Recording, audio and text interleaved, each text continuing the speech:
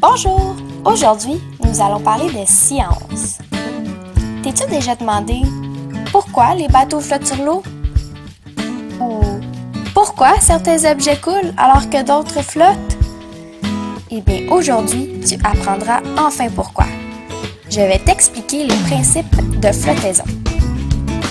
Tout a commencé avec un mathématicien du nom d'Archimède qui a vécu bien avant Jésus-Christ.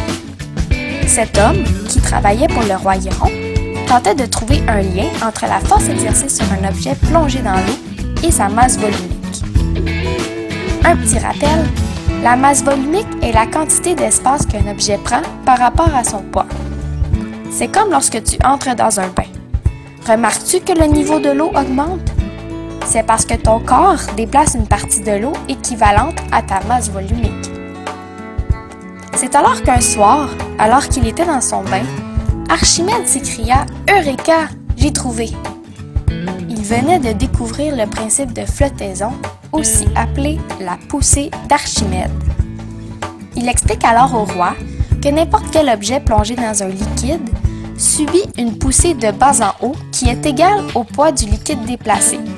Ce qui veut dire que lorsqu'on place un objet dans l'eau, il déplace une partie de l'eau qui est équivalente à sa forme et à son volume, donc à sa masse volumique. Comme quand toi, tu entres dans ton bain. Si un objet flotte, c'est parce que la poussée est supérieure ou équivalente au poids de l'objet et que sa masse volumique est inférieure. Comme quand tu mets un canard en plastique dans ton bain. Il flotte car sa masse volumique est plus petite que celle de l'eau et qu'il subit une grosse poussée. Si l'objet coule, c'est parce que la poussée est inférieure au poids de l'objet et que sa masse volumique est supérieure à celle de l'eau. Donc, si tu mets une pièce de monnaie dans ton bain qui a une plus grande masse volumique que celle de l'eau, il coulera puisque sa poussée sera plus petite. Je vais t'expliquer plus clairement à l'aide d'un autre exemple. Disons que tu prends ton manuel scolaire et que tu le lances dans ta piscine. Attention, ce n'est pas une expérience à faire à la maison sans la supervision d'un parent. À ce moment-là, la flèche A indique la force sur le dessus de ton manuel, tandis que la flèche B indique la force en dessous.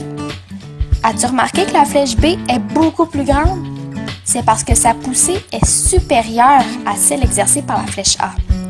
Donc le résultat donne une poussée orientée vers le haut. Ton manuel scolaire aura plus tendance à flotter, ce qui veut dire que sa masse volumique est inférieure à celle de l'eau. Et si on revient sur la question de départ, pourquoi les bateaux flottent puisqu'ils sont si lourds? En fait, c'est grâce à son volume qu'un bateau très lourd peut flotter. Sur l'eau, un bateau est soumis à deux forces, tout comme ton manuel scolaire. Il s'agit de sa pesanteur et de son volume. Sa pesanteur représente la force dirigée vers le bas, comme la flèche A de l'exemple précédent.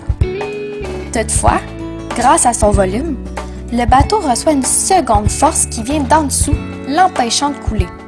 Cette force est dirigée vers le haut, comme la flèche B de l'autre exemple, et elle représente la poussée d'Archimède. Donc, un bateau flotte si la poussée d'Archimède est supérieure à la force du poids du bateau. Si tu augmentes le poids du bateau sans augmenter son volume, il peut couler puisque sa force de pesanteur augmentera et devient supérieure à la poussée d'Archimède. En d'autres mots, il peut couler puisque la flèche A aura une plus grande poussée que la flèche B. Mais rassure-toi, les bateaux sont construits pour que la poussée d'Archimède soit vraiment très grande. Alors, il faut le vouloir pour les faire couler. Je vais vérifier si tu comprends bien.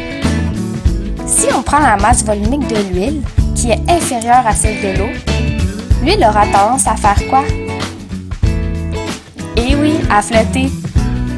Et si on prend la masse volumique du sirop de maïs, par exemple, qui est supérieure à celle de l'eau, le sirop de maïs aura ainsi tendance à faire quoi? À couler. J'espère que tu as appris quelque chose de nouveau en sciences aujourd'hui. À très bientôt.